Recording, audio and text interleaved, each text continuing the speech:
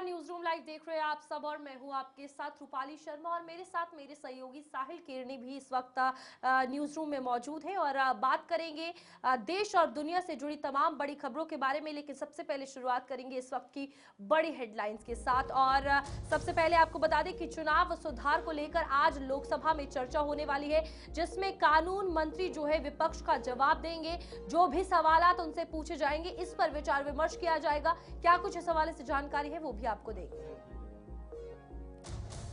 बात करेंगे लूथरा ब्रदर्स को लेकर। लूथरा ब्रदर्स ने कोर्ट में जमानत अर्जी जो है वो दाखिल की है। फिलहाल वो देश से बाहर बताए जा रहे हैं। गोवा अग्निकांड में 25 लोगों की मृत्यु हो गई थी और उसके बाद से ही वो दोनों लूथरा ब्रदर्स जो है वो देश से बाहर चले गए थे और अब उन्होंने कोर्ट में जमानत अर्जी जो है वो दाखिल की है।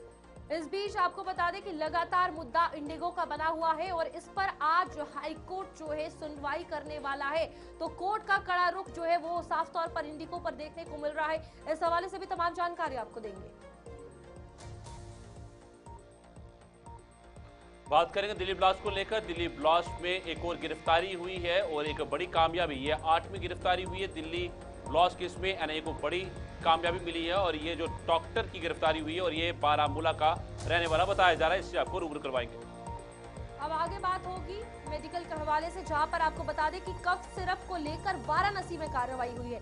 ये कार्रवाई है जो 30,000 शीशियां हैं इस कफ सिरप की, उनको लेकर आपको बताएंगे कि क्या कुछ इस हवाले से जानकारी है। लेकिन सबसे पहले शुरुआत करेंगे इस वक्त की बड़ी खबर के साथ और बड़ी खबर यह है कि लोकसभा में आज चर्चा जो है वो चुनाव सुधार को लेकर होने वाली है। इसी के साथ साथ कानून मंत्री की अगर बात की जाए तो विपक्ष के सवालों का जवाब देंगे और कल नेता प्रतिपक्ष राहुल गांधी ने कई सवाल उठाए थे जिसको लेकर आज भी चर्चा होनी बाकी है। बिल्कुल, लोकसभा चुनाव सुधार पर आज चर्चा होगी। कानून मंत्री विपक्ष के सवालों का जवाब देंगे। कल नेता प्रतिपक्ष राहुल गांधी ने सवाल उठाए थे और बीजेपी और चुनाव आयोग पर चोरी का आरोप लगाया था। लोकसभा चुनाव सुधार पर आज भी चर्चा होगी। केंद्रीय गृह मंत्री अमित शाह चर्चा में भाग ले सकते हैं। मंगलवार को लोकसभा में इस पर 6 घंटे चर्चा हुई। शीतकालीन सत्र का 8वां दिन है आज और लोकसभा चुनाव सुधारों पर कानून मंत्री जवाब देंगे। कल विपक्ष ने वोट चोरी का आरोप लगाया था। लोकसभा में चुनाव सुधारों पर कानून मंत्री अर्जुन राम मेघवाल जवाब देंगे और केंद्र सरकार का पक्ष रखेंगे। वे विपक्ष की ओर से लगाए गए वोट चोरी और स्पेशल इंटेंसिव रिवीजन के गैर कानूनी होने के आरोपों पर भी बोल सकते हैं। बिल्कुल यहाँ पर लगातार एसआईआर का मुद्दा बना हुआ है। एसआईआर के साथ साथ चुनाव सुधार किस तरीके से होगा, इन तमाम चीजों पर चर्चा होनी है। हालांकि आपको बता दें कि विपक्ष की ओर से जो वोट चोरी का आरोप लगाया जा रहा है, लगातार एसआईआर को लेकर जो सवाल खड़े किए जा रहे हैं, आज उसमें जवाब जो है वो सरकार और सत्ता पक्ष देता हुआ नजर आएगा। इस बीच इस बहस में आपको बता दें कि कांग्रेस की ओर से राहुल गांधी ने हिस्सा लिया था कल और आरोप लगाया था कि भारतीय जनता पार्टी और साथ ही साथ चुनाव आयोग मिलकर वोट चोरी कर रहे हैं। देखिए ये बहुत बड़ा आरोप है जिस तरीके से लगातार लगता हुआ नजर आ रहा है, क्योंकि हालिया में जो चुनाव हुए हमने देखा कि भारतीय जनता पार्टी की लगातार जो बहुमत से जीते हुए हैं, जो सीटें उनके पक्ष में आई हैं, उसके बाद विपक्ष की तरफ से ये सवाल लगातार उठ रहा है कि वोट चोरी जो है वो हो रही है। एक तरफ रैलियां भी होने वाली है, जहां पर हम कांग्रेस की बात करें तो कुछ ही दिनों में वोट चोर गद्दी छोड़ ये रैली भी आयोजित की जाएगी। लेकिन उससे पहले शीतकालीन का ये सत्र जिसमें तमाम चर्चाएं होने वाली है और राहुल गांधी ने आपको बता दी कि कई ऐसी चीजें कही थी जिसमें आरएसएस के सभी संस्थाओं पर कब्जा करना चाहती है। ये भी सरकार पर इल्जाम जो है वो लगाया था कि आरएसएस जो है वो सभी संस्थाएं जितने भी इंस्टीट्यूट्स हैं उन पर कब्जा करना चाहती है। इसी के साथ चुनाव आयोग पर जो बड़ा इल्जाम लगाया गया है, उन तमाम चीजों को लेकर क्या कुछ और कहा राहुल गांधी ने, वो भी सुनिए जरा।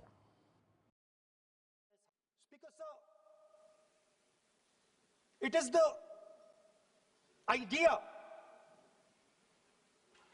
that every thread, every person in the Union of India is equal that disturbs my friends in the RSS.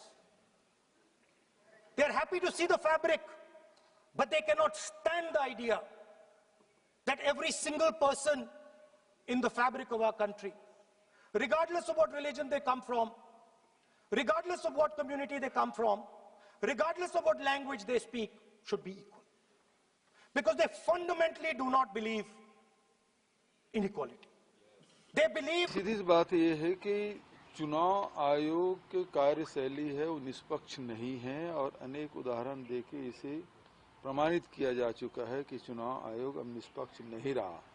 उसकी नियुक्ति से लेकर उनके कार्यशैली तक और उसके जो सरकार ने जो अभय दान दिया है उनके खिलाफ कोई एफआईआर नहीं हो सकता, कोई कार्रवाई नहीं हो सकता, उस सुरक्षा कवच में उसे रखा गया है और इस कारण से वो मनमानी निर्णय सत्ता पक्ष के हित में ले रहे हैं, जिसके खिलाफ पूरा देश उठ खड़ा हुआ है। और उसके अभिव्यक्ति के रूप में राहुल गांधी जी ने लोकसभा में बात कही है। आखिर जो डुप्लीकेट वोटर कहाँ से आ जा रहे हैं, लाखों की तादाद में 25 लाख वोट हरियाणा में आए और उसी प्रकार से कर्नाटक के उदाहरण है। ये सारे उदाहरण हैं जिसके कारण से चुनाव प्रभावित हो रहा है। और जो संविधान प्रदत्त अधिकार हमें कि प्रत्येक व्यक्ति एक वोट देने का अधिकार है, तो मतदाताओं के अधिकार की चोरी हो रही है। ये चोरी नहीं है, डकैती है, प्रजातंत्र की डकैती की जा रही है। ये महत्वपूर्ण बात है और इसमें निष्पक्षता दिखाने के लिए अब निर्वाचन आयोग, जब लोकसभा में सारे वक्तव्य आ गए हैं, तब निर्वाचन आयोग कुछ तो बोले, कुछ बोलेगा ही नहीं।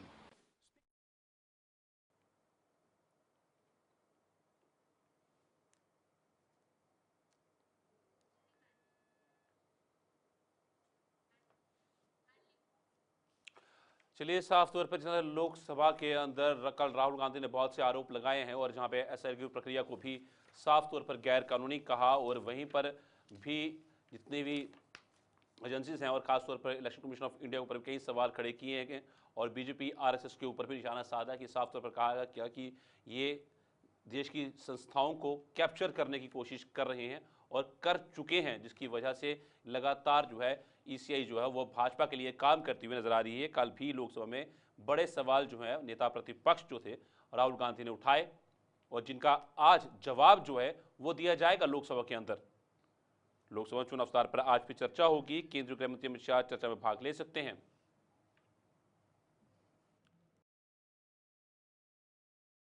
और रुक करेंगे हमारे साथ संवाददाता संदीप गोयल जो है हमारे साथ जुड़ चुके हैं। संदीप, कितना खास ये सत्र रहने वाला है? आज 8वां दिन है और जिस तरह से आज भी चुनाव सुधारों के ऊपर चर्चा होगी और कल जिस तरह से आरोप लगाए गए थे और आज उनका जवाब जो है वहां पर दिया जाएगा। और खास तौर पर केंद्रीय गृह मंत्री अमित शाह ने कल वंदे मातरम के ऊपर चर्चा की शुरुआत राज्यसभा में की थी और आज वो लोकसभा के अंदर चुनाव सुधारों पर भी बोल सकते हैं।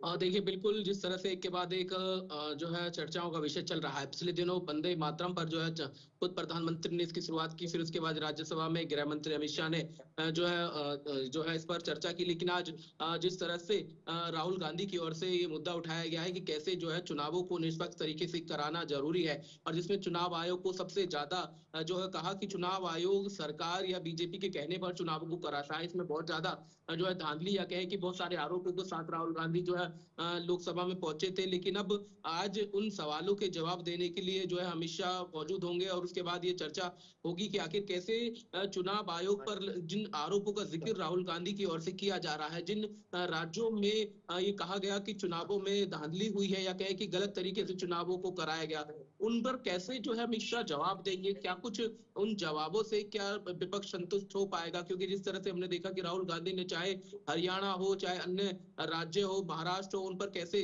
जिक्र किया कि एक व्यक्ति के नाम से कितने सारे वोटर तैयार किए गए थे, एक ही मकान में इतने सारे वोटर कैसे हो सकते हैं। ये बहुत सारी ऐसी जिक्र जो है अलग अलग राज्यों से की गई थी। अब बिहार हो या फिर जो आने वाले दूसरे राज्य जिनमें चुनाव होने हैं, उनका जिक्र जो किया जा रहा है उस पर कैसे अमित शाह जवाब देते हैं? क्या जो है चुनाव आयोग इन सवालों के जवाब देने के लिए आगे आएगा? क्योंकि पिछले दिनों भी हमने देखा था कि जब कांग्रेस या अन्य दूसरे विपक्षी दलों ने चुनाव आयोग को घेरने का काम किया था, तो फिर उसमें बीजेपी या कहें कि सरकार के जो मंत्री हैं वो जो है प्रेस कॉन्फ्रेंस करते हुए नजर आए थे, उनकी ओर से जो है जवाब देते हुए नजर आए थे और इस पर काफी हंगामा देखने को मिला था कि कैसे चुनाव आयोग की सपोर्ट में खुद सरकार के मंत्री जो है सामने आते हैं। लेकिन अब जब लोकसभा में कार्रवाई चल रही है, राज्यसभा में इन सवालों के जवाब तलाशे जा रहे हैं, तो खुद जो है गृह मंत्री अमित शाह होंगे मौजूद और उन चर्चाओं का जो जवाब है वो अमित शाह देते हुए नजर आएंगे। संदीप, यहाँ पर एक सवाल ये भी उठता है कि कांग्रेस लगातार ये वोट चोरी जो है बार बार कहती है कि भारतीय जनता पार्टी हो ये वोट चोरी कर रही है। चुनाव आयोग की अगर बात की जाए, आरोप लगाए जाते हैं।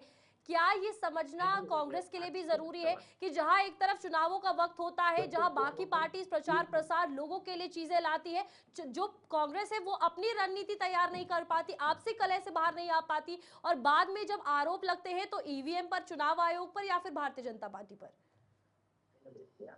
देखिए, बहुत महत्वपूर्ण सवाल है आपका कि क्या जिस सवालों का जवाब राहुल गांधी जो है चुनाव आयोग से मांग रहे हैं, कांग्रेस जो बीजेपी से मांग रहे हैं, सरकार से मांग रहे हैं, लेकिन दूसरी तरफ उनकी रणनीति हो, चाहे चुनावों में जाने से पहले उनकी जो रणनीति बनाई जाती है, दूसरी पार्टियों के साथ गठबंधन करके चुनाव लड़ा जाता है, क्या उसको भी कांग्रेस को समझना होगा कि क्या कहीं कमी रह जाती है? आखिर क्यों जो है वोटरों को जो है कनेक्ट नहीं कर पा रही है? मौजूदा स्थिति कांग्रेस की लगातार जो बिगड़ती जा रही है, हमने देखा कि बिहार में किस तरह से कांग्रेस जो है हारी है। तो ऐसे में कहीं ना कहीं कांग्रेस को जो है अपनी रणनीति समझनी होगी। लेकिन अगर ये कहें कि राहुल गांधी ये मानकर चल रहे हैं कि उनकी रणनीति ठीक थी और जनता उनके साथ खड़ी हुई थी, रैलियों में भीड़ थी, जनता ने उनको वोट देने का जो है वादा किया था, लेकिन धरातल पर या कहें कि वोट के बाद, चुनावों के बाद वहां पर स्थिति बदल जाती है, तो ऐसे में चुनाव आयोग पर सीधे तौर पर निशाना साधने का प्रयास जो राहुल गांधी का होगा। और कैसे, क्योंकि यहाँ सिर्फ रणनीति की बात नहीं है। देखिए, समझने वाली बात यह है, जिन आरोपों के साथ राहुल गांधी प्रेस कॉन्फ्रेंस करते हैं और फिर एक के बाद एक आंकड़ों को निकालकर सामने लाते हैं, तो उन आंकड़ों में कहीं ना कहीं जो सच्चाई होती है वो भी एक राहुल गांधी उसको मानकर चल रहे हैं कि जरूर जो है चुनाव आयोग मौजूदा सरकार के साथ खड़ा हुआ है, और उसी वोट चोरी का जो जिक्र हर बार किया जा रहा है, वही उन्हीं सवालों का जवाब राहुल गांधी हर बार उठाते हुए नजर आ रहे हैं। जी बिल्कुल संदीप, राहुल गांधी ये अपने आप में ये बात कहते हैं, लेकिन शिकायत कहीं पे दर्ज नहीं करवाते हैं। एक चीज इनमें ये भी है कि हमने देखा कि समाजवादी पार्टी के जो मुखिया हैं अखिलेश यादव, उन्होंने भी साफ जिक्र किया है कि 2027 के अंदर जो उपचुनाव जो पिछले हुए हैं यूपी के अंदर, जहां जहां भाजपा जीती है, जिस तरीके से जीती है, 2027 में वो चुनाव वहां पर लड़े तो कभी नहीं जीत पाएगी। उन्होंने ये साफ आरोप लगाया कि वोट चोरी नहीं हुआ, वोट की डकैती हुई। तो इतना समय बीत जाने के बाद इनको आज याद आ रहा है कि वोट की चोरी हुई है। तकरीबन 1 साल बीत चुका है उपचुनाव को, 11 सीटों में उपचुनाव हुआ था, तकरीबन 1 साल बीत चुका है उस उपचुनाव को भी, और इनको अब याद आ रहा है कि वोट चोरी हुई है। तब ईवीएम को दोष ठहराया जा रहा था, आज वोट चोरी हुई है, चोरी भी नहीं डकैती हुई है। देखिए, बिल्कुल समझने वाली बात यह है कि आखिर कैसे समय रहते जो है इन चीजों को जो है लाया जा सकता था। जब चुनाव या उपचुनाव जो इनका जिक्र जो है अखिलेश यादव कर रहे हैं, उससे पहले अगर समय रहते या कुछ समय जरूर जो है पहले इन चीजों का जिक्र होता, तो फिर चुनाव आयोग जरूर जो है कटघरे में खड़ा किया जा सकता था। लेकिन अब इतना समय बीत जाने के बाद अगर इन चीजों को समाजवादी पार्टी के जो है अखिलेश यादव लेकर आते हैं, तो फिर कहीं ना कहीं ये भी सवाल उठता है कि आखिर अब क्यों इन चीजों का जिक्र हो रहा है। अब 2027 की बात की जा रही है, तो क्या इतना लंबा फेर बदल या कि रणनीति बदलने के भी काम जो है मौजूदा पार्टी या फिर कहीं की सरकार कर सकती है, या फिर अखिलेश यादव जिन 2027 में चुनाव लड़ने की बात कर रहे हैं, तो 2027 में अभी समझने की बात है कि 2 साल बाद जब चुनाव होंगे, तो क्या कुछ नई रणनीति के साथ कांग्रेस मैदान में होगी, समाजवादी पार्टी मैदान में होगी, या फिर बीजेपी मैदान में होगी। देखिए, ये जरूर है कि वोट चोरी के जो आरोप लगाए जा रहे हैं, जिन डाटा के साथ राहुल गांधी आ रहे हैं, उन डाटा का जो है चुनाव आयोग को जवाब देना चाहिए। उन चीजों का जो है एक एक करके उन चीजों को जो है रखना चाहिए। हालांकि बहुत सारी ऐसी बातें अगर हरियाणा में राहुल गांधी ने की थी, तो उसके बाद कई ऐसे जिन नेताओं के घरों में ज्यादा वोट बताई गई थी राहुल गांधी की ओर से, तो उनकी ओर से ये भी कहा गया था कि उनके परिवार में इतने लोग हैं और इतने लोगों की वोट बनी हुई, यानी कि उन्होंने सीधे तौर पर खंडन भी किया था। तो ऐसे में चुनाव आयोग या फिर कहें कि आज अमित शाह अगर उनके जवाबों का सवालों का जवाब देते हैं, तो कौन से ऐसे जवाब होंगे जिनका जो है अमित शाह जवाब देते हुए नजर आएंगे। चलिए ठीक है संदीप, बहुत बहुत शुक्रिया जानकारी देने के लिए। फिलहाल ये एक बड़ा सवाल है और इस बीच आगे बढ़ेंगे एक और बड़ी खबर, जहां मध्य प्रदेश के सागर में भीषण हादसा पेश आया है। पुलिस वैन कंटेनर की भिड़ंत हुई है और इस बीच आप देखिए कि हादसे में 4 पुलिस कर्मियों की जान चली गई है। बड़ा हादसा आज पेश आया है मध्य प्रदेश में, जहां पर आपको बता दें कि ये हादसा इतना भीषण था कि शवों को, गाड़ी को काटकर बाहर निकालना पड़ा। 4 पुलिस कर्मियों की इसमें फिलहाल मौत वाक़या हो गई है और सागर का ये पूरा मामला है। हादसे में 4 पुलिस कर्मियों की जान चली गई है। ये बड़ा हादसा मध्य प्रदेश के सागर में पेश आया है, जहां पर पुलिस वैन और कंटेनर के बीच भिड़ंत होती है, जिसमें कि यह हादसा तब पेश आता है जिसमें कि 4 पुलिसकर्मियों की जान चली गई। और आपको बताएं कि जिस तरीके से वाहन को काटकर शव बाहर निकाले गए, एक भीषण सड़क हादसा जो है ये पेश आया है, जिसमें कि 4 पुलिसकर्मियों की मारे जाने की खबर सामने आई है। पुलिस वैन कंटेनर की आपस में भिड़ंत हुई थी, जो 4 पुलिसकर्मियों की इसमें जान चली गई है और वाहन काटकर शव जो थे उनको बाहर निकाला गया। इतना भीषण ये सड़क हादसा था। मध्य प्रदेश के सागर में ये भीषण सड़क हादसा पेश आया है, जहां पर पुलिस वैन और कंटेनर की भिड़ंत हुई, जिसमें कि 4 पुलिसकर्मियों की जान चली गई है और वाहन काटकर शवों को बाहर निकाला गया इस भीषण सड़क हादसे के अंदर। बिल्कुल आपको बता दें कि मध्य प्रदेश का ये नेशनल हाईवे 44 है, जहां पर बांद्री मालथोन के पास एक भीषण हादसा हो गया है। ड्यूटी खत्म करके मुरैना से ये लौट रहे थे और बीडीएस बम निरोधक दस्ता के 5 जवान ये सुबह कहा जा रहा है कि ट्रक से टकरा गए हैं, कंटेनर से टकरा गए हैं और इस दर्दनाक हादसे में 4 जवानों की मौके पर ही मौत हो गई है, जबकि एक जवान गंभीर रूप से घायल हो गया है। पुलिस फिलहाल इस मामले की जाँच कर रही है और इस बीच हादसे की वजह अभी साफ नहीं हो पाई है और इस घटना की जांच जो है वो की जा रही है, जहां पर 4 जवानों की जान चली गई।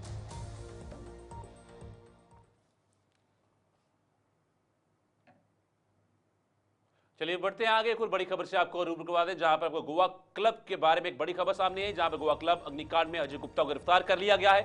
लूथरा ब्रदर्स का पार्टनर अजय गुप्ता गिरफ्तार। अजय गुप्ता ने कहा कि मैं सिर्फ साझेदार हूं। अग्निकांड में 25 लोगों की जान गई थी। लूथरा ब्रदर्स ने कोर्ट में अग्रिम जमानत अर्जी थी। रोहिणी कोर्ट में लूथरा भाइयों ने यह अर्जी दी है। गोवा क्लब अग्निकांड में अजय गुप्ता को गिरफ्तार कर लिया गया है और लूथरा ब्रदर्स का पार्टनर अजय गुप्ता गिरफ्तार हुआ है। फिलहाल ये गिरफ्तारी जो थी दिल्ली से हुई थी। अजय गुप्ता ने कहा कि मैं सिर्फ साझेदार हूं और कुछ नहीं, और अग्निकांड में 25 लोगों की जान गई थी। लूथरा ब्रदर्स ने कोर्ट में अग्रिम जमानत अर्जी दी है। फिलहाल ये दोनों लूथरा ब्रदर्स जो है ये देश से बाहर बताए जा रहे हैं, थाईलैंड में बताए जा रहे हैं और इनके खिलाफ जो है नोटिस भी जारी किया गया है। रोहिणी कोर्ट में लूथरा भाइयों ने अर्जी दी है और गोवा क्लब अग्निकांड में अजय गुप्ता को गिरफ्तार कर लिया गया है। तो बिल्कुल ये गोवा नाइट क्लब अग्निकांड का पूरा मामला है, जहां पर 25 लोगों की जान गई थी, जिसमें टूरिस्ट और साथ ही साथ उस क्लब का जो स्टाफ है वो भी शामिल था। इस बीच आपको बता दें कि आरोपी जो सह मालिक है अजय गुप्ता को नई दिल्ली से हिरासत में ले लिया गया है। उसके खिलाफ लुकआउट नोटिस भी जारी किया गया। दूसरी तरफ अजय गुप्ता का पहला बयान जो सामने आया है वो ये कहा जा रहा है कि मैं तो बस एक साझेदार हूं, यानी कि पार्टनर हूं इसमें, और मुझे इस बारे में कुछ भी नहीं पता है। अब आगे जांच पड़ताल होगी, उसके बाद ही पता चलेगा कि आखिरकार क्या कुछ ये पूरा मामला है, क्योंकि स्टार्टिंग में ये कहा जा रहा था कि सिलेंडर फटने के कारण ये पूरा मामला पेश आया है। उसके बाद अब ये कहा गया कि वहां पर जो इलेक्ट्रिक पटाखे लगाए गए, क्रैकर्स लगाए गए, उसके कारण ये पूरा वाक्य पेश आया। तो इस पूरे मामले को लेकर अगर बात की जाए, ताबिश कमाल हमारे साथ जुड़ चुके हैं संवाददाता दिल्ली से। ताबिश बताइएगा, अभी अजय गुप्ता को लेकर अगर बात की जाए, दिल्ली से गिरफ्तारी हो चुकी है, अभी क्या कुछ अपडेट है, क्या कुछ और बयान सामने आए हैं अजय की तरफ से?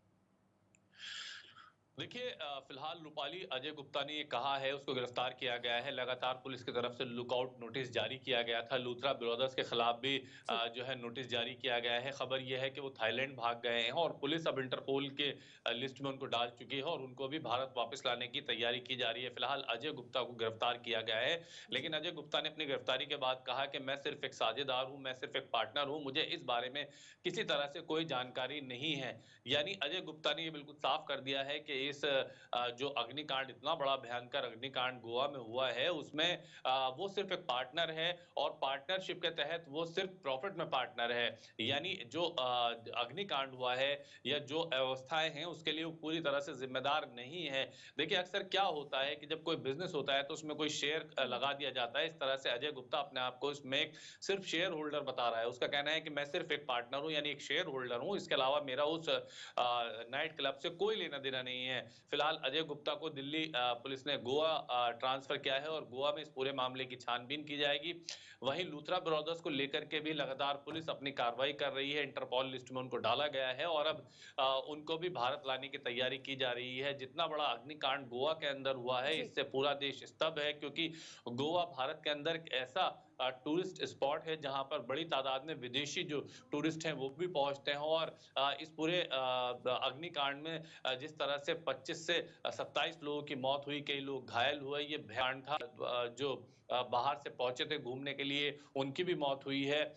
3 जो है दिल्ली के रहने वाले हैं। तो ऐसे में ये भयंकर अग्निकांड जो हुआ है, उससे कहीं न कहीं पूरा देश सकते में है और इसीलिए पुलिस बहुत सख्ती के साथ कार्रवाई कर रही है। आज चौथा दिन है और अब अजय गुप्ता से भी लूथरा ब्रदर्स की जाँच पड़ताल की जाएगी और तमाम जो बाकी की बची हुई चीज़ें हैं, वो जानने की कोशिश की जी जाएगी। ताबिश, इसमें अहम सवाल ये भी है कि नियमों पर ताक पर रख कर जो है ना वहाँ पर ये क्लब संचालित किया गया था और शेयर होल्डर साफ तौर पर मना कहता है कि उसमें उसका कोई हाथ नहीं है। और शेयर होल्डर की जिम्मेवारी तो बनती है कि कहीं ना कहीं जो उसके साथ बाकी पार्टनर हैं उनसे बातचीत हो पाए, इन चीज़ों सबको चेक किया जाए, क्योंकि ये तो बहुत अहम है। और दूसरी बात ये कि जो लूथरा ब्रदर्स हैं उन्होंने अपनी जमानत अर्जी भी लगाई है, तो उस पर क्या कुछ निकल के सामने आई है बिल्कुल लेटेस्ट देखिए अपडेट? जी बिल्कुल देखिए, चूंकि अजय गुप्ता इसमें पार्टनर है, शेयर होल्डर है, तो जाहिर सी बात है कि जिम्मेदारी कहीं ना कहीं सभी पार्टनर्स की बनती है। अगर आप किसी जगह पैसा लगा रहे हैं तो आपको जानना चाहिए कि जहां आप पैसा लगा रहे हैं क्या वो पूरी तरह से सेफ है। जहां तक लूथरा ब्रदर्स की है, उन्होंने भी अपनी जमानत याचिका लगाई है, अपनी जमानत अर्जी लगाई है। ये तमाम जो मामले हैं गोवा पुलिस देख रही है और चूंकि मुख्यमंत्री के इस पूरे मामले पर बहुत ज्यादा जो है सख्त हैं और सख्ती के साथ कार्रवाई के निर्देश दिए गए। जैसे ही अग्निकांड हुआ उसके बाद गोवा के तमाम होटल, रेस्टोरेंट और जितने भी नाइट क्लब हैं उनमें सख्ती के साथ तमाम आदेश दिए गए। उनकी मेंटेनेंस और उनके तमाम फायर टेंडर्स को लेकर के आदेश जारी किए गए। यानी सख्ती कहीं ना कहीं दिखाई दे रही है। और ये सिर्फ सख्ती गोवा में नहीं है, अगर हम दिल्ली, गुड़गांव, आसपास के एनसीआर के होटल और रिजॉर्ट्स की बात कर ले तो वहां भी ये सख्ती फिलहाल हमें दिखाई दे रही है। यानी गोवा से कहीं ना कहीं अन्य राज्यों की जो एजेंसियां हैं वो भी सीख ले रही है कि इतना बड़ा भीषण कांड हुआ है, ऐसे में आने वाले समय में अन्य राज्यों में ना हो, जी इसलिए और जगह भी इससे कहीं ना कहीं सीख ली गई है। साहिल जी, धन्यवाद ताबिश पूरी जानकारी साझा करने के लिए। ताबिश कमार हमारे जुड़े थे जिन्होंने पूरी जानकारी साझा किया। लूथरा ब्रदर्स ने अपनी जमानत अर्जी जो है वो फिलहाल दाखिल की है। बढ़ते आगे एक और बड़ी खबर से आपको रूबरू करवाएं।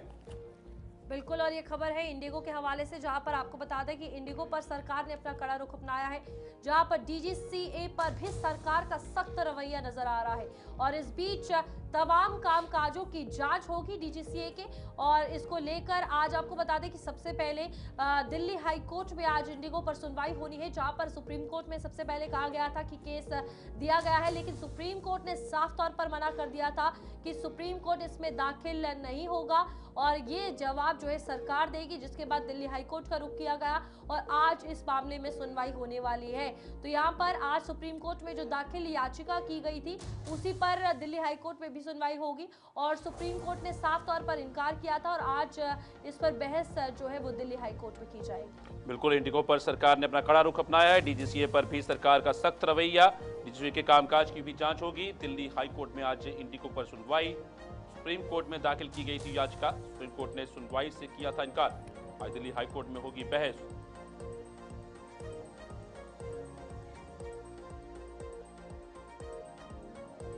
रुक करेंगे हमारे संवाददाता ताबिश कमाल हमारे साथ तो बने हुए हैं। ताबिश, एक बड़ी कार्रवाई जो अमल में लाई गई है, पर इन सब के बीच में ये है कि आज जिस तरह तलब किया जाएगा डीजीसीए को, तो वो एक अहम बात जो है वो आएगी सामने। इंडिगो की वजह से पूरे देश के अंदर एक तरह का हवाई जो सफर है वो पूरा डिस्टर्ब हुआ है, उसको लेकर के सरकार भी सख्त नजर आ रही है। कल इंडिगो के उच्च अधिकारियों ने जो एविएशन मिनिस्टर हैं राम मोहन नायडू, उनसे मुलाकात की थी। बहुत नाराज सरकार नजर आ रही है। 10% की कटौती की गई है। यह भी आरोप लगा है कि 6% कोटा बढ़ाया गया 406 फ्लाइट को कह करके, और जबकि 345 फ्लाइट ही उड़ी। तो ऐसे में बहुत सारी कमियां अब एक एक करके सामने आ रही हैं। इस पूरे मामले को लेकर के अधिवक्ता नरेंद्र मिश्रा ने एक याचिका जो लेटर लिखा था वो सुप्रीम कोर्ट के चीफ जस्टिस को लिखा था, जिसमें उन्होंने कहा था कि सोते त्वरित संज्ञान लिया जाए। उसके बाद सुप्रीम कोर्ट ने इस पूरे मामले को सुनने से इनकार कर दिया था। उन्होंने कहा कि सरकार ने इस मामले पर पूरा एक्शन लिया है। वहीं आज इस पूरे मामले में दिल्ली हाई कोर्ट में कुछ देर के बाद सुनवाई होनी है। याचिका में कहा गया है कि इस पूरे मामले में इंडिगो की बहुत बड़ी कमी रही है। आर्टिकल 21 का वायलेशन किया गया है। मौलिक अधिकार के अनुच्छेद 21 का वायलेशन हुआ है। लोगों को ठीक से बताया नहीं गया, फ्लाइट फ्लाइट चेंज की गई, फ्लाइट कैंसिल की गई, रूट चेंज किए गए, खाने पीने का इंतजाम नहीं किया गया, उनका बैगेज जो उनका सामान था उसको सबमिट यानी जमा कर लिया गया, करने में समय लगा। 24 घंटे से ज्यादा लोग एयरपोर्ट पर मौजूद रहे, जहां पर काफी ज्यादा परेशानियां हुई। उसके अलावा टिकट के जो पैसे हैं वो वापस नहीं किए गए, किसी तरह की कोई पहले से इंटीमेशन नहीं दिया गया, यानी पहले से कोई जानकारी नहीं दी गई। तो कई सारे आरोप एक के बाद एक इस पूरी याचिका में लगे हैं। कुछ देर के बाद इस याचिका पर सुनवाई होगी। कोर्ट क्या निर्देशित करता है ये बहुत अहम रहेगा, लेकिन इंडिगो की जो मुश्किलें हैं वो लगातार बढ़ती जा रही हैं। इंडिगो के अलावा यात्रियों की भी जो मुश्किलें हैं वो बढ़ रही हैं। कल की 9 दिसंबर की अगर बात कर ली जाए तो 400 के करीब ऐसी फ्लाइट थी जिनके समय में परिवर्तन, डिले या कैंसिल हमें देखने के लिए मिला। तो ऐसे में अगर देखा जाए तो ये बहुत बड़ी चुनौती अभी भी बना हुआ है। इंडिगो अपनी तरफ से दावा कर रहा है कि हम तमाम जो चीजें हैं उनको सुधारने की कोशिश कर रहे हैं, लेकिन उसके बावजूद भी चीजें सुधरती हुई नजर नहीं आ रही हैं। अभी कुछ देर के बाद जब हाई कोर्ट में इस पूरे मामले पर सुनवाई होगी तो हाई कोर्ट क्या निर्देश देगा वो बहुत अहम रहेगा। लेकिन विपक्ष भी सरकार को जमकर घेर रहा है। दरअसल ये मामला उस वक्त आया है जब इस वक्त संसद का सत्र चल रहा है, पार्लियामेंट सेशन चल रहा है। तो ऐसे में सरकार को घेरने का विपक्ष कोई मौका छोड़ नहीं रहा है, जवाब तलब किए जा रहे हैं। लगातार इस मामले पर सरकार से जवाब मांगा जा रहा है कि इतनी बड़ी एविएशन कंपनी और इतना बड़ा जो है लापरवाही हुई है, तो सरकार के जो एक्शन है उस पर भी विपक्ष कई सवाल निशान खड़े कर रहा है। तो आज हाई कोर्ट से देखना होगा कि हाई कोर्ट इस पर क्या अपना कड़ा रुख अख्तियार करता है। साहिल, लेकिन ताबिश, सबसे पहले तो यही कहा गया था कि जब ये नई गाइडलाइंस आई थी, तमाम बाकी कंपनीज की अगर बात की जाए वो इससे इतना अफेक्ट नहीं हुई। कहीं ना कहीं इंडिगो की अगर बात की जाए, इतनी बड़ी एयरलाइन कंपनी होने के बावजूद सबसे ज्यादा अफेक्टेड रही है। और इस बीच ये बड़ा सवाल डीजीसीए के लिए भी है कि पहले ये चीजें चेक क्यों नहीं की गई, क्योंकि पहले भी हमने देखा है कई ऐसे हादसे रहे हैं जो एविएशन से रिलेटेड रहे हैं और उसके बाद डीजीसीए पर जब सवालात किए गए उसके बाद कुछ नई गाइडलाइंस आई, नए फैसले आए। सेम चीज अब इंडिगो के साथ देखने को मिली है। तो यहाँ पर दोनों कटघरे में है। अब बिल्कुल देखिए, चूंकि सबसे बड़ी वजह यह है कि इंडिगो ने जो रोस्टर है उसको लेकर के कहा। दरअसल 1 नवंबर को हाई कोर्ट की तरफ से ऑर्डर जारी किया गया कि एफडीटीएल जो नियम है उसके मुताबिक ही आगे चीजें की जाएंगी। जो एयरलाइंस कंपनी उन सबको निर्देशित किया गया, लेकिन इंडिगो पहले से ही देखिए स्टाफ की कमी से जूझ रही थी। स्टाफ पहले से ही इंडिगो में कम था। उसके बाद एफडीटीएल के नियम के बाद तो और ज्यादा सख्ती हो जाती। तो इंडिगो ने अपना इस बात का हवाला दिया कि वो रोस्टर अपडेट करने में समय लगा। अब चूंकि बाकी एविएशन कंपनी ने अपना रोस्टर अपडेट किया, इंडिगो नहीं कर पाई। सरकार ये भी सवाल कर रही है कि जब बाकी की एविएशन कंपनी कर चुकी है तो फिर आप क्यों नहीं कर पा रहे थे। हालांकि सरकार की तरफ से 10 फरवरी 2026 तक का समय जरूर थोड़ा दिया गया है, लेकिन ऐसे में बहुत अहम रहेगा कि अब आज हाई कोर्ट पर सबकी निगाहें रहेंगी। भले ही इंडिगो कुछ भी कहे, लेकिन हो सकता है कि आज हाई कोर्ट भी जिस तरह से सरकार ने चाबुक चलाया, हो सकता है कि हाई कोर्ट भी इस पर कोई चाबुक चला दे। धन्यवाद ताबिश, पूरी जानकारी साझा करने के लिए। ताबिश कमाल दिल्ली से जुड़े हुए थे, जिसमें एक बड़ी कार्रवाई अमल में लाई गई है। सरकार ने डीजीसीए को भी तलब किया है। बढ़ते आगे एक और बड़ी खबर से रूबरू हैं। लखनऊ लिए चलते हैं आपको, जहां पर पूर्व आईपीएस अमिताभ ठाकुर लापता हैं। बड़ी खबर लखनऊ से, पूर्व आईपीएस अमिताभ ठाकुर लापता। पत्नी नूतन ठाकुर ने जताई अनहोनी की आशंका। ट्रेन से लखनऊ से नई दिल्ली जा रहे थे अमिताभ। कुछ लोगों ने पुलिसकर्मी बताकर ट्रेन से उतारा। रात 2 बजे खुद को पुलिसकर्मी बताकर कुछ लोगों ने अमिताभ ठाकुर को ट्रेन से उतारा। नूतन ठाकुर ने आरोप लगाया कि उनका और अमिताभ ठाकुर का एक्स अकाउंट डीएक्टिवेट किया गया है। बड़ी खबर लखनऊ से, जहां पूर्व आईपीएस अमिताभ ठाकुर लापता है और उनकी पत्नी नूतन ठाकुर ने अनहोनी की आशंका जता दी है। और उनका कहना है कि ट्रेन से लखनऊ से नई दिल्ली जा रहे थे अमिताभ और कुछ लोगों ने पुलिसकर्मी बताकर ट्रेन से उतारा। रात 2 बजे का मामला बताया जा रहा है, जहां पर रात 2 बजे खुद को पुलिसकर्मी बताकर कुछ लोगों ने अमिताभ ठाकुर को ट्रेन से उतारा। उसके बाद वो लापता है। नूतन ठाकुर ने आरोप लगाया कि उनका और अमिताभ ठाकुर का एक्स अकाउंट डीएक्टिवेट किया गया है। बिल्कुल, आपको बता दें कि ये यानी पूर्व आईपीएस अमिताभ ठाकुर एक काफी चर्चित ऑफिसर है और इस बीच ये कहा जा रहा है कि लापता हो गए हैं और चलती ट्रेन से 10 से 15 लोगों ने उन्हें अपने साथ लेकर चले थे और उसके बाद ये कहा जा रहा है कि उनके लापता होने की खबर सामने आ रही है। गौरव पांडे हमारे संवाददाता हमारे साथ लाइव जुड़ चुके हैं। गौरव, क्या कुछ अपडेट है इस हवाले से, क्योंकि जिस तरीके से ये कहा जा रहा है कि 10 से 15 लोग थे अपने साथ, इन्हें लेकर चले गए ऑफिसर को और अभी तक कोई भी अता पता नहीं है, खबर नहीं है।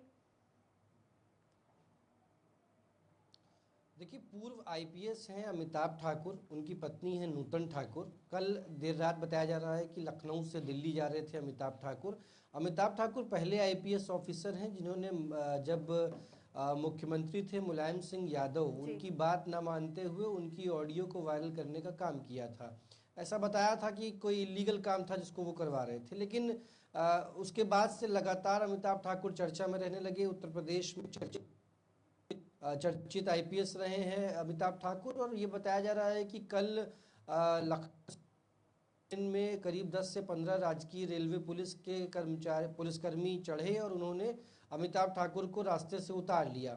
अब उनकी पत्नी का कहना है कि उनका एक तरीके से अपहरण हुआ है, उनका एक्स अकाउंट भी डिलीट कर दिया गया है। वो समाजसेवी हैं, समाज एक्टिविस्ट हैं, तमाम तरीके के आरोप प्रत्यारोप लगातार एक्स के माध्यम से वो लगाया करते हैं। उन्होंने कई सरकारों पर आरोप लगाए हैं, वर्तमान सरकार पर भी तमाम तरीके की छींटाकशी उन्होंने करी है।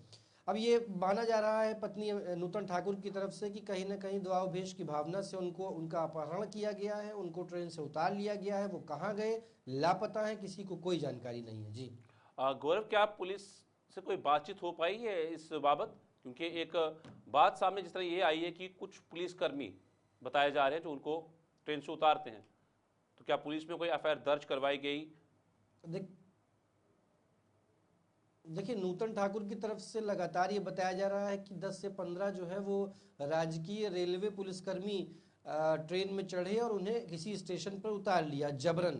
अब चूंकि स्थानीय पुलिस का मामला नहीं है, सिविल पुलिस का मामला नहीं है, सिविल पुलिस भी इस मामले को देख रही है कि आखिरकार किस स्टेशन पर उतारा गया, चलती ट्रेन के बीच में उतारा गया, राजकीय रेलवे का भी मामला नाम सामने आ रहा है। तो किस तरीके से पूरी मामले में जांच पड़ताल की जा रही है, उसको लेकर के कमिश्नर की तरफ से निर्देश दिए गए हैं। लेकिन जब तक कुछ पता नहीं चलता तब तक कोई ऑफिशियल स्टेटमेंट नहीं आएगा। बड़ी बात यह है कि अमिताभ ठाकुर चर्चित चेहरा है, एक्टिविस्ट हैं, समाज सेवी हैं, और उनको इस तरीके से चलती ट्रेन से उतार लेना ये अपने आप में बड़ी बात है। या वो खुद उतरे, किसी ने उतारा, पुलिसकर्मियों ने उतारा, ये पूरी जांच का विषय है। इसको लेकर के उत्तर प्रदेश पुलिस लगातार जांच कर रही है। ठीक है गौरव, बहुत बहुत शुक्रिया जानकारी देने के लिए। तो आप देखना होगा कि इस केस में आगे क्या कुछ निकलेगा। फिलहाल महाराष्ट्र की बात करेंगे, जहां पर एक बड़ी खबर सामने आ रही है महाराष्ट्र से, और ये है जन्म प्रमाण पत्र को लेकर। बिल्कुल आपको बता दें कि महाराष्ट्र में 367 लोगों पर एफआईआर जो है वो दर्ज कर दी गई है, और अवैध रूप से जन्म प्रमाण पत्र हासिल करने का आरोप इन पर लगा है।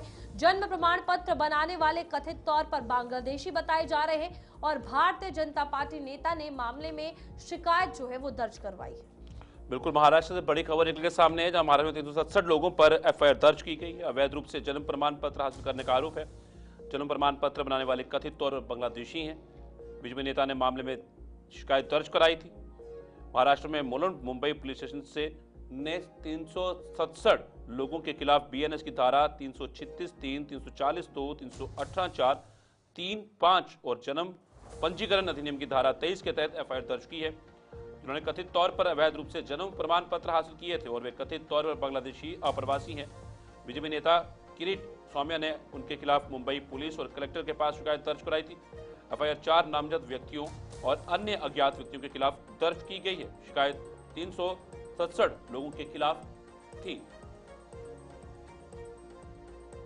तो बिल्कुल आपको बता दें कि जन्म प्रमाण पत्र बनाने के चक्कर में ये एक बड़ी शिकायत जो है वो दर्ज हुई है, जहां पर लगातार ना ही सिर्फ महाराष्ट्र की भी अगर बात की जाए, बाकी राज्यों में भी इसी तरीके की चीजें देखने को मिल रही है। लगातार बांग्लादेशियों को ढूंढा जा रहा है और उन्हें वापस अपने देश भेजा जा रहा है, लेकिन ये एक बड़ा गिरोह है जो लगातार नकली प्रमाण पत्र बना रहा है, फर्जी प्रमाण पत्र बनाकर लोगों को यहाँ का सिटीजन बताकर वो यहाँ पर लंबे समय से रह रहे हैं। इसी के चलते ये कार्रवाइयां जो है वो हुई है। और फिलहाल आपको बता दें कि आप देखिए कि यहाँ ये देखने को मिला है कि अवैध रूप से रह रहे ये मैक्सिमम लोग जो है वो कथित तौर पर बांग्लादेशी है। और साथ ही साथ भारतीय जनता पार्टी के नेता किरीट सोमैया की भी अगर बात की जाए तो उन्होंने इसके खिलाफ मुंबई पुलिस में और कलेक्टर के पास शिकायत दर्ज कर दी है, जिसके बाद कार्रवाई जो है वो होगी। और ये फर्जी प्रमाण पत्र बनवाकर बाहर के लोगों को यहाँ पर रख रहे जो गिरोह है, जो इनके फर्जी प्रमाण पत्र बनाता है, जिस तरीके से इनके डॉक्यूमेंट्स बनाए जाते हैं, कहां से कहां तक ये तारें जुड़ी हैं, इन तमाम चीजों को खंगाला जाएगा और इस पर जानकारी ली जाएगी।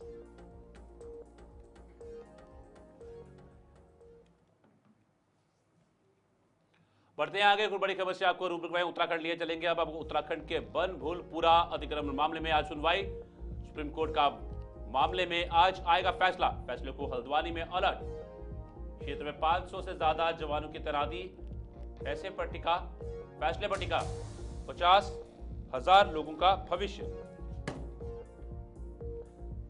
उत्तराखंड बनभूलपुरा अतिक्रमण मामले में आज सुनवाई। सुप्रीम कोर्ट का मामले में आज आएगा फैसला। फैसले को हल्द्वानी में अलर्ट क्षेत्र में 500 से ज्यादा जवानों की तैनाती की गई है और फैसले पर 50,000 लोगों के भविष्य टिका है। तो बिल्कुल आपको बता दें कि ये उत्तराखंड की बड़ी खबर है आज, जहां पर हल्द्वानी में अलर्ट इसके चलते कर दिया गया है क्योंकि सुप्रीम कोर्ट के मामला जो है इस पर फैसला आना बाकी है और अतिक्रमण का मामला है जो अवैध तरीके से किया गया है उस पर सुनवाई होनी है। और इसको लेकर आपको बता दें कि ये भी कहा जा रहा है कि इस फैसले पर कहीं ना कहीं एक लंबा नंबर है, 50,000 के आसपास लोगों का भविष्य जो है वो टिका है जो अतिक्रमण कर वहां पर रह रहे थे। अब उन्हें हटाकर कहीं और पुनर्वास उनके लिए जगह दी जाएगी या फिर इस फैसले के बाद क्या कुछ निकलेगा।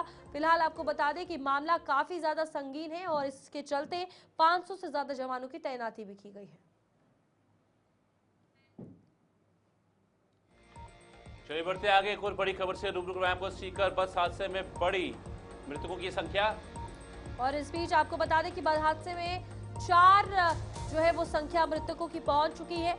आज बस के सहचालक ने भी अपना दम तोड़ दिया है। सीकर में ये कुछ दिन पहले स्लीपर बस और ट्रक में भिड़ंत हुई थी जहां पर उस वक्त 3 यात्रियों की मौत हुई थी और 7 की हालत गंभीर बताई जा रही थी। खाटू श्याम जी ये लोग यात्री जो है वो जा रहे थे, गुजरात के रहने वाले ये सभी थे। और आपको बता दें कि आज जो सहचालक है उसने भी दम तोड़ दिया है। लगातार मरने वालों की संख्या बढ़ती जा रही है। आप अंदाजा लगाइए ट्रक और बस की हालत देखकर कि किस तरीके से ये टक्कर रही होगी, कितनी भीषण ये टक्कर रही होगी। आपको बता दें कि इस बीच देर रात ये जयपुर बीकानेर नेशनल हाईवे है जहां पर पूरा मामला, पूरा हादसा पेश आया है और फिलहाल 3 लोगों की मौत हो गई, 28 यात्री घायल हो गए थे। इनमें से 7 की हालत काफी ज्यादा क्रिटिकल थी जिसमें से आज एक और यात्री ने, सहचालक ने दम तोड़ दिया है। बिल्कुल सीकर बस हादसे में बड़ी मृतकों की संख्या। बस हादसे में 4 पहुंची मृतकों की संख्या। बस के कंडक्टर ने भी दम तोड़ा। स्लीपर बस और ट्रक की देर रात हुई थी भिड़ंत। खाटू श्याम जी जा रहे थे गुजरात के यात्री।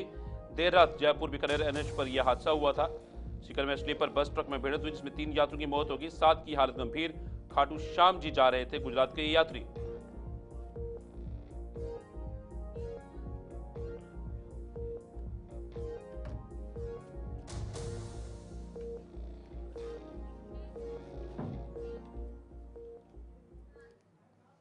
चलिए आगे बढ़ेंगे, मिर्जापुर की बात करेंगे जहां पर धर्मांतरण मामले में आरोपी का आज पोस्टमार्टम होने वाला है। इस बीच गंगा नदी में शव मिलने के बाद आज पोस्टमार्टम जो है वो किया जाएगा। पोस्टमार्टम हाउस पर भारी संख्या में पुलिस फोर्स तैनात कर दी गई है।